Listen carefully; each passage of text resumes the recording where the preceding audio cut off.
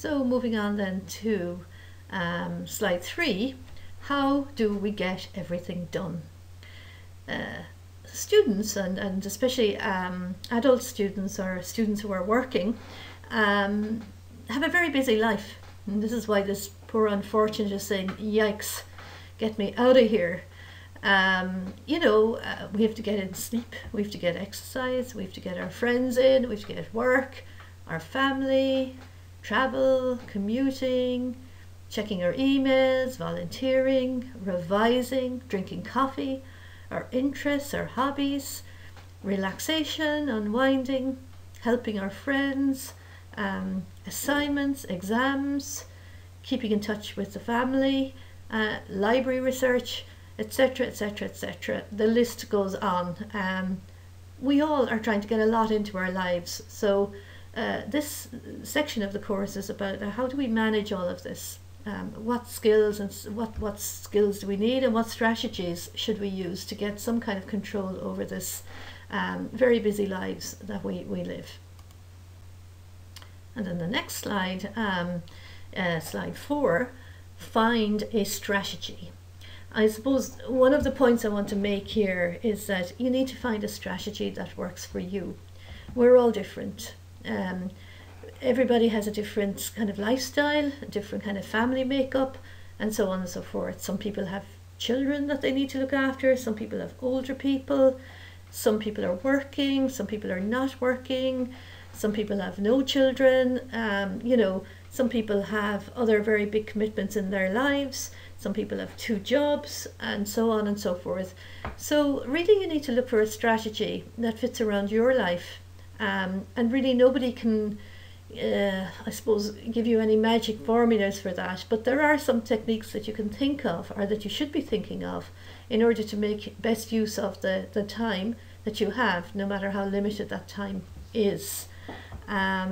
So as it says here in the box, people use the hours of the day differently, but the way you spend your time determines the quality of your life.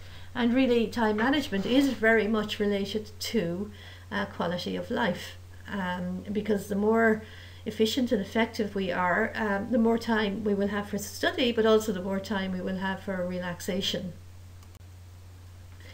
So in order to think about this, I have devised an 8-step approach to time planning.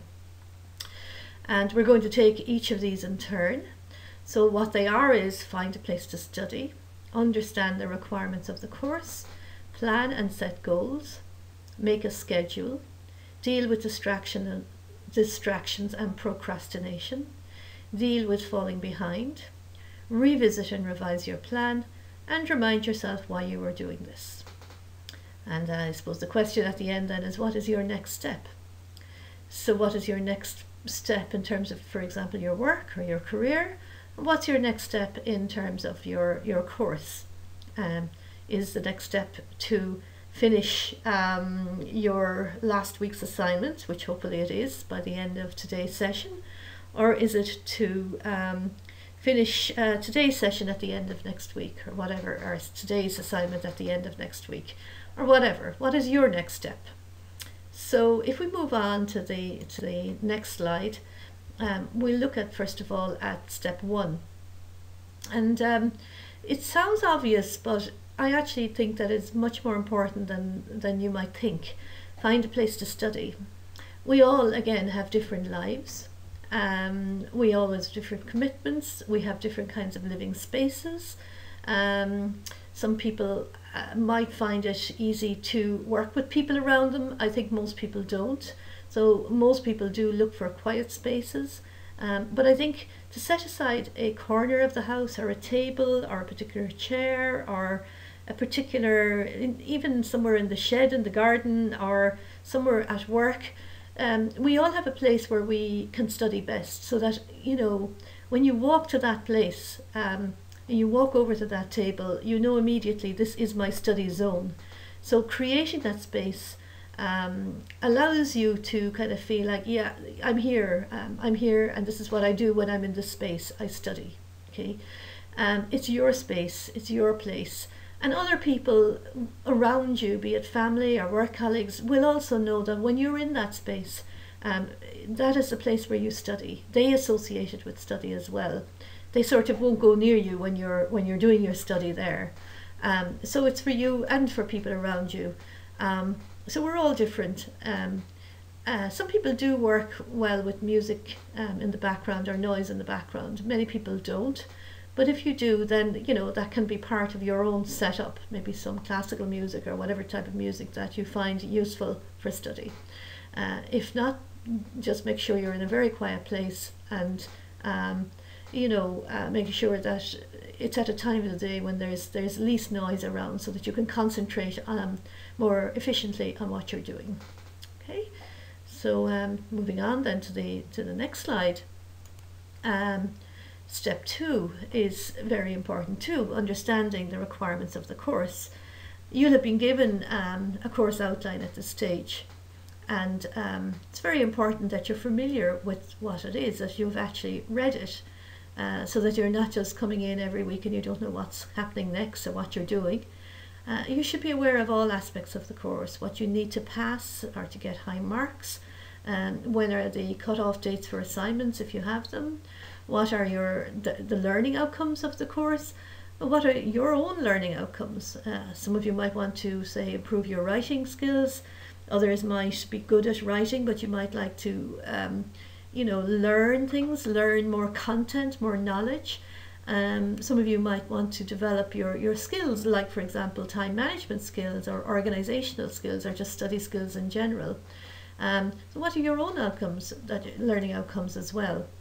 And find out if there are penalties if you're late with an assignment, which there are, by the way, because University College Cork has a policy on this, and I have to follow that policy in order to provide you with your certificate, and also to prepare you for next year if we do get to the FETAC level 6. There will be very strict penalties. So I have sent that information to Pippa, and I want you to make sure, all of you, that you are in receipt of that list of penalties, and that you understand it. I will be sending further information about that to you in due course, probably over the next few days. But understanding all of these things makes the course more manageable for you. It makes you be more secure, so that you know what you're expecting. There's going to be no major surprises, and it also gives you a chance to ask questions at this early stage. If you're not sure about anything, just always ask. It's very simple. Sometimes when a person, like a tutor like myself, or a teacher or a lecturer, is preparing something, you write something and it may sound different to the person who's reading it. It might be as obvious to you as it is to me, because I'm not reading it in the same way, or not thinking in the same way. So sometimes it's very helpful for me to hear if you're unclear about something, so that I can clarify it for you and for the next group of people who may be taking a similar course. Okay, so that's step 2. Moving on then to step number 3. And the next slide, step planning and setting goals. Now, planning is really the key, and that's why on the right hand side I have a key. It's supposed to be the key to success, and the key to success really is planning. Time management, planning, setting goals is absolutely vital. I personally would say to you that you should set long-term goals, medium-term goals and short-term goals, but not just in terms of your study, but in relation to life in general. Your long-term goals around kind of career, for example, might be to become the manager of an NGO in 5 years' time. And then having that long-term goal makes you understand what steps you need to take to get there. So in year 1, by the end of year 3, I want to have a training done on management, or by the end of year 3 I want to have a degree done in whatever it is that your area is, okay, or NGO management or community development intervention management or whatever. It's only if you have your goals that you can then kind of, you know, plan towards them, but think strategically about what you want, and then at the same time set your more medium and short term goals. What do you want to do this month and this week and today? While it sounds like a lot, once you get into the habit of having a tool that helps you to plan, it's something that you can do very quickly in 15 minutes, 20 minutes at the end of every week, and very, very quickly every day as well. And really, believe me, I've done a lot of study, and good planning is the key to success. There is absolutely no doubt about it. You know, you will achieve a lot more if you plan in a systematic way, in a way that works for you, rather than just kind of, you know, not thinking about it, just doing it at the last minute when it has to be done. It's also far less stressful if you have planned, you know, where you're going to fit things into your schedule. Okay, so set your goals, be specific about what your goals are, have concrete goals. My goal is to do a degree within 3 to 4 years. Okay, once you know that that is your goal, it's a realistic goal for you. Can you afford to do it? Do you have the time to do it? Is this the right time for you? If it's not realistic, then you're setting yourself up for failure. But set a deadline for your goals. You might decide, okay, I'm going to have a baby in the next 2 years. Maybe this isn't the right time. Maybe I'm concentrating on something else at this time. But maybe it's more a long-term goal that you want to do a degree, and a medium term is something else, and a short term is something else. Maybe you'll just do this course for now, you know. But just the important thing is to set your own goals for your life and for your study. You know, what are your goals for this course? What, you know, what do you want to learn from it? What kind of results do you want to achieve? Do you want to get honours or a pass? You know, do you want to be very committed to it or not? And, you know, how much time do you want to give to it? You know, so integrate your goals, your study, your personal and your career, and your social life. You know, you're going to have goals in different parts of your life, and really they are all linked in together, and it's kind of really impossible, I think, to think about one set of goals in your life without thinking about them as the bigger picture. And realize as well that goals change. Nothing is set in stone. It's good to have goals that you really feel passionate about and that you will stick to no matter what, no matter how long it will take you. But you know, it is okay to change your mind. But at least what you can do now is make decisions about your life goals, and you know in the future that, you know, you made the best choice possible at that time because you thought about it very carefully, and with all the knowledge you have about yourself at this moment, at the knowledge that you have and about what you want, you made the best choice possible at this time. That doesn't mean that things can't change. Okay. You know, goals aren't about kind of beating yourself up because you don't reach them. They're about giving you a set of tools, or it's about giving you direction, really, I suppose. Okay, and about enabling you to work in a more effective and efficient kind of a way.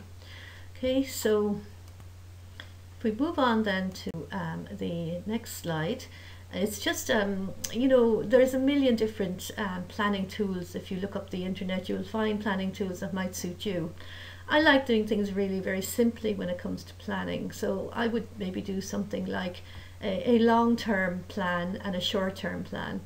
So, but I would have it under, this is not my plan as such now, but just an example would be, you might look at career, study, family, exercise, sport, which are very important for study, fun, you know, your interests and hobbies, and other things are kind of miscellaneous things that don't fit in under one of these categories. And under that, you know, you have different goals. You know, what is your family goal, for yourself around your family?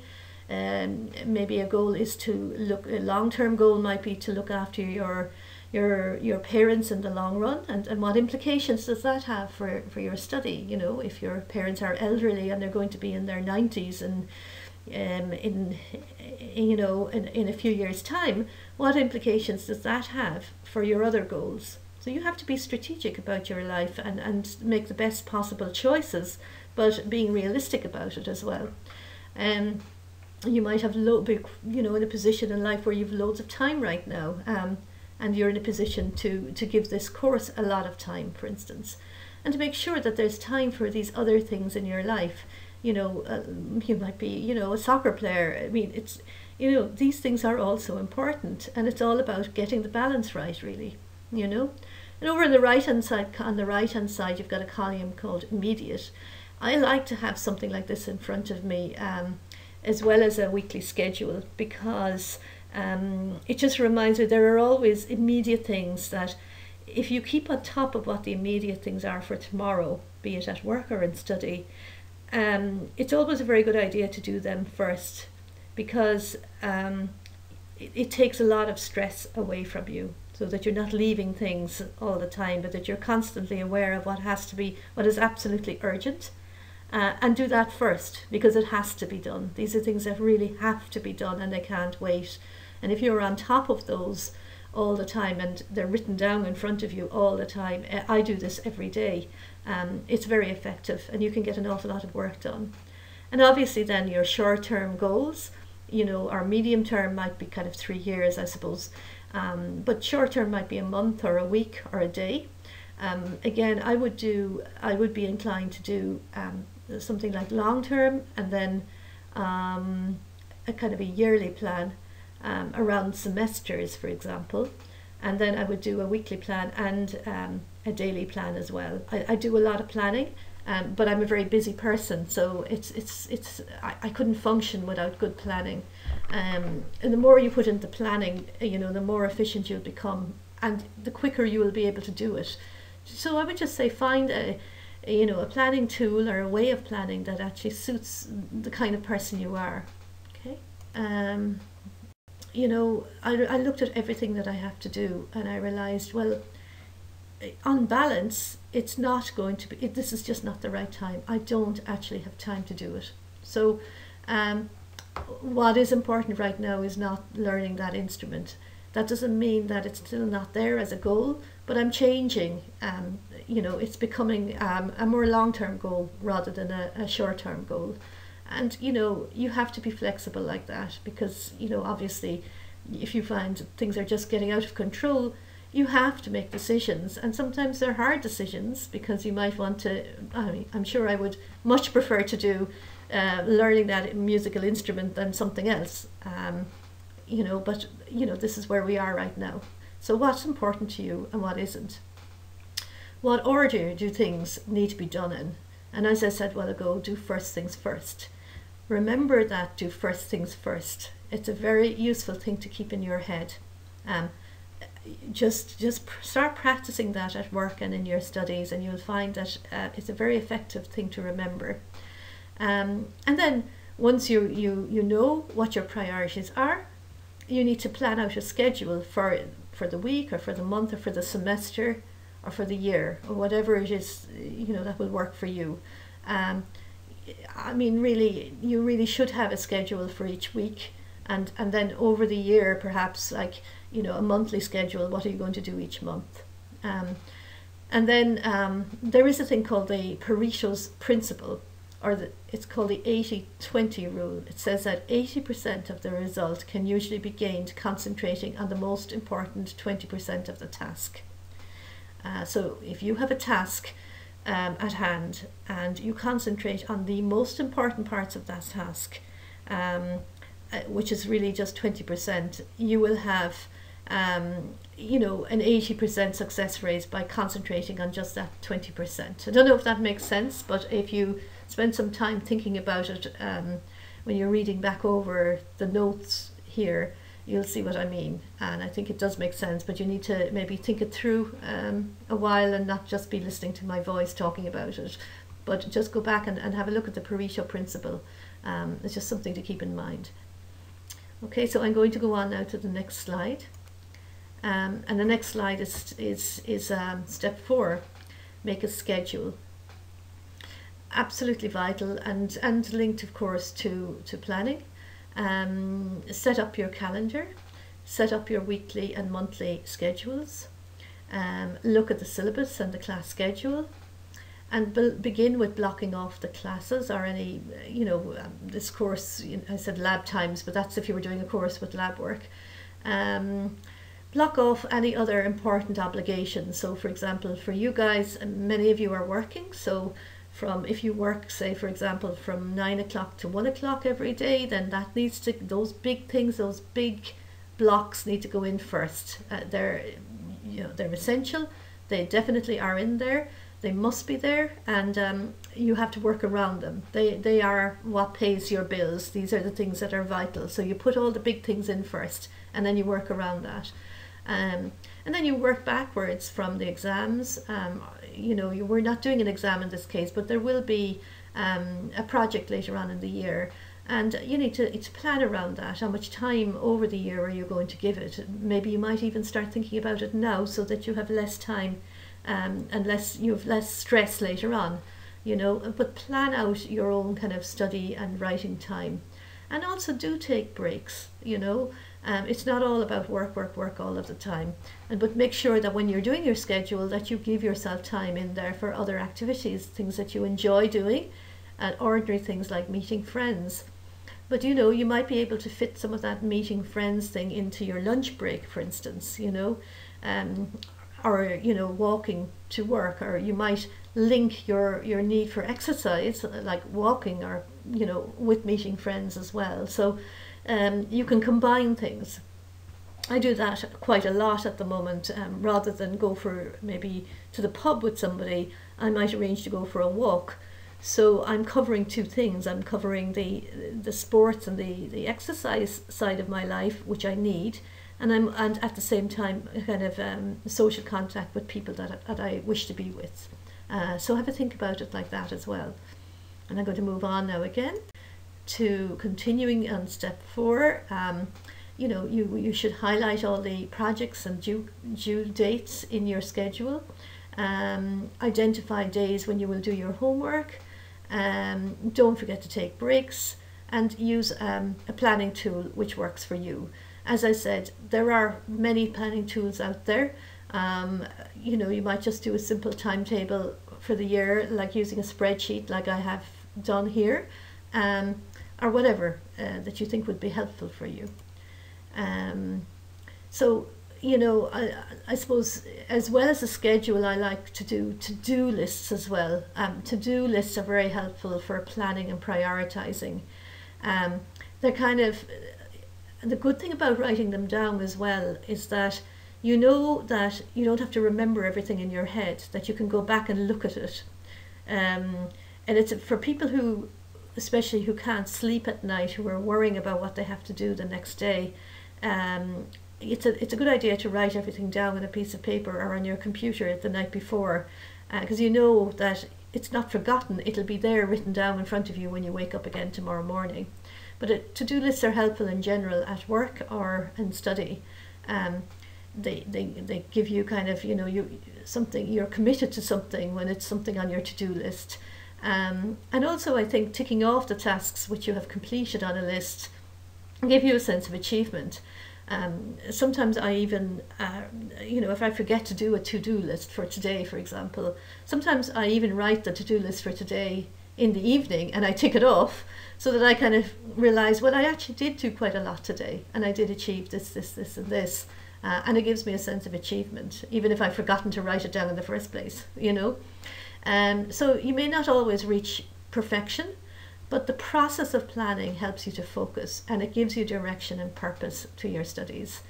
So don't be beating yourself up if you feel like you're not always reaching doing everything on the schedule, but try to keep to it, and revise it if you find that you're trying to get too much into Saturdays and it's not working, and you can see it's not working. Of course you can change it and keep revising it until you find something that works for you. Okay?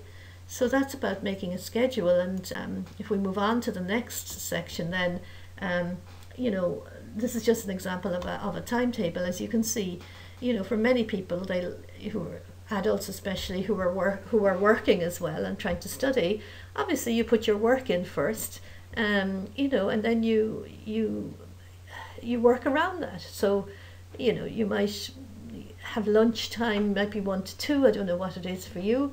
You know, you might want to do something else between 6 and 7. Just an ordinary timetable like that is a very helpful thing to have.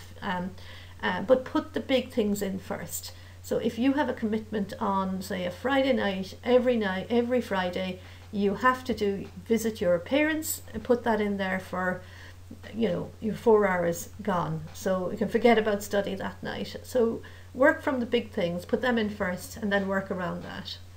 Okay? And then, you know, the next step then is step 5. And it's about dealing with distractions and procrastination. And procrastination is a person who procrastinates is a person who keeps putting everything off. I'll do it tomorrow, I'll do it next week. Oh, I've plenty of time at the weekend, I'll do it at the weekend. Whereas actually you might have 4 hours to get everything done tonight. You don't have to wait for the weekend at all. So I suppose be mindful if you are a person who puts things off. A lot of people are. I used to be somebody who did that, but I'm actually not anymore. If I need to do something, I can now just put my mind to it and just do it. And it's actually much easier than you think. But if you are a procrastinator, spend some time thinking about it and find a way, a strategy for dealing with that. You know, and practice doing rather than thinking about doing. Practice just starting. If you're kind of, oh God, I can't write anything, I'm just have a mental block, I can't think, I don't know what I want to say, just write something. Just try doing it, and you will be amazed by just the doing of it, how quickly you actually do it. So find strategies for yourself to work with, you know, around procrastination and also distraction. You know, again, you know, set realistic goals. If you're trying to do too much, you're going to keep putting things off. Whereas if you have plenty of time to do something, you've given yourself 2 hours for a task that really could be done in an hour. That's a lot better because it's just easier to handle. So set realistic goals, and also in terms of distraction, you know, think about what you're doing. You know, is it quiet in your house after 9 p.m. at night, for example? What are the kinds of things that interrupt you? Like, are you somebody who goes onto the internet a lot and you're addicted to computer games or something? Or you like talking to people on the phone, so therefore turn off the phone. You know, for the time you're studying, just do that thing that you're supposed to be studying and don't be on the internet, you know. Learn to say no as well. If you're busy, especially doing a project or something, learn to say no to other things unless they're urgent and essential. Don't take on things that are unnecessary, you know.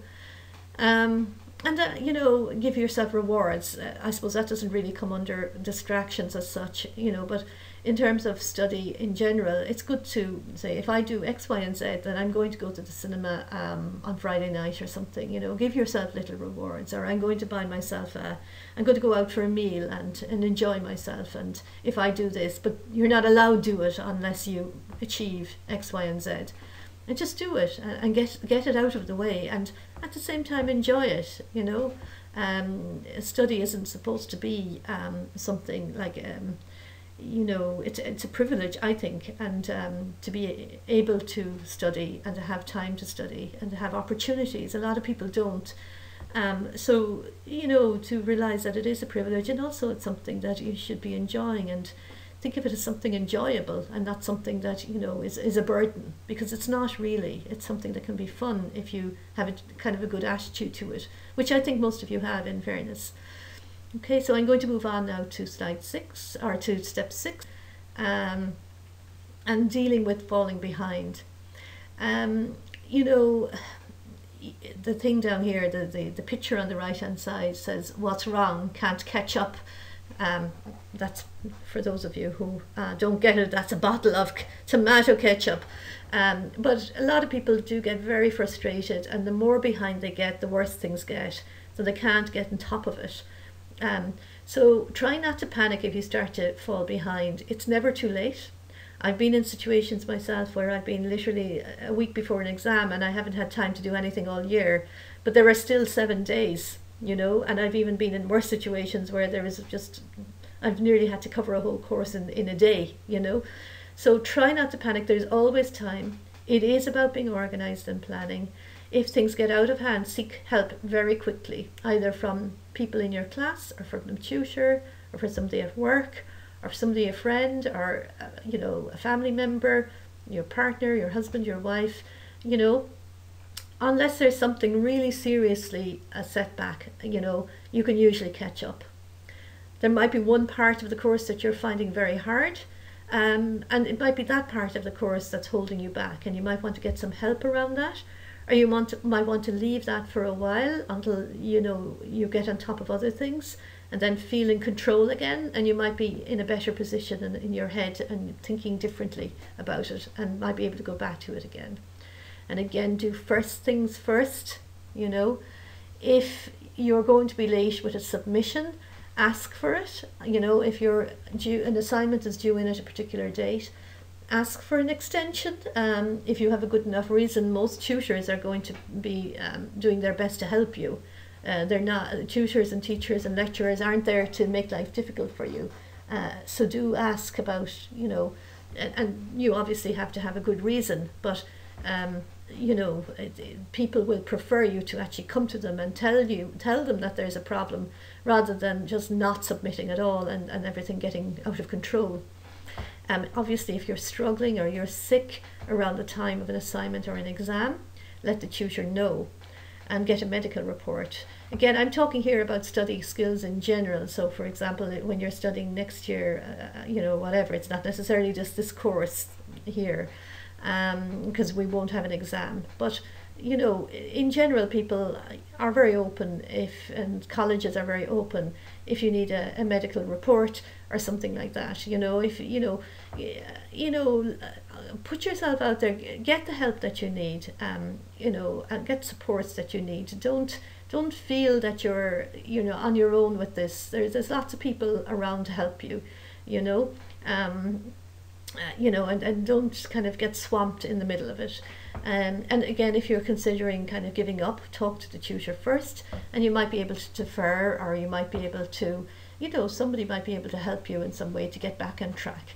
So don't allow yourself to get too far behind. Try to deal with the situation like you would at work, you know, or at home. Try to deal with it at an early stage, so that everything doesn't get worse and worse and worse and spiral out of control. Okay. So then the next slide is step 7, revisit and revise your plan. So I gave you the example of my musical instrument a while ago. I've had to revisit my plan for the year.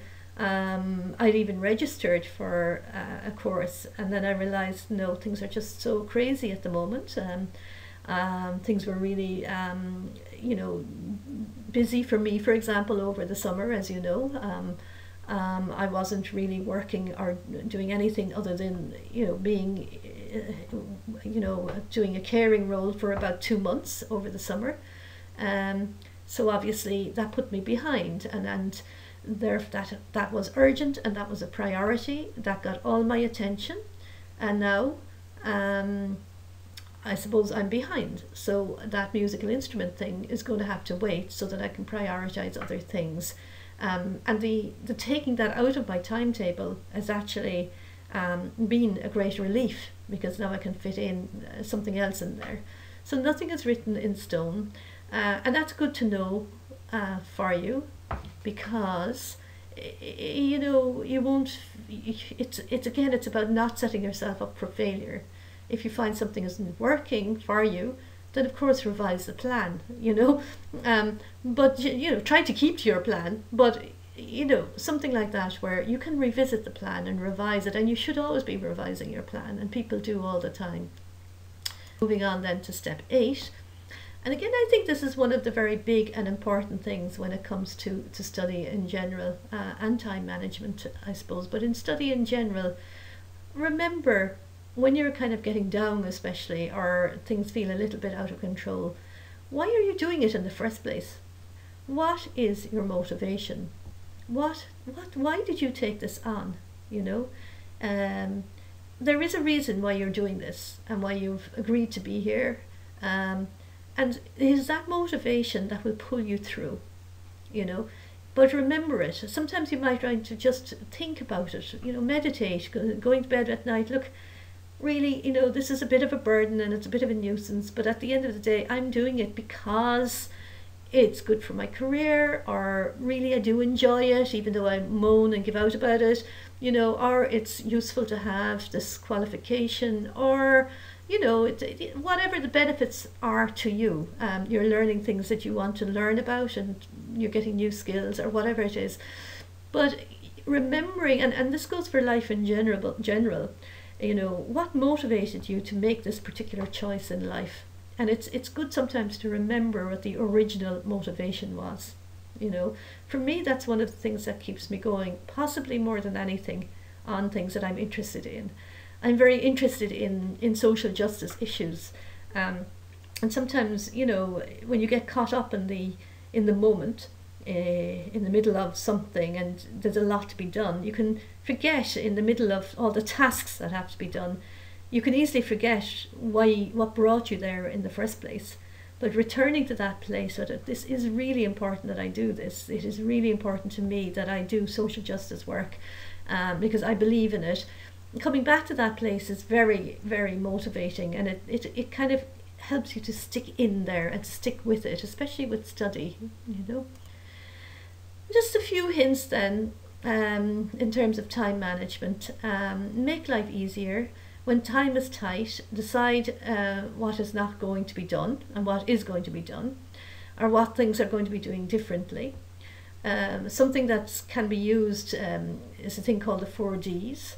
You either do it, dump it, delegate it, or do it less well. These are the choices you have. And I think, again, that's something that could be useful to put in front of your desk at work, or it's at home as well.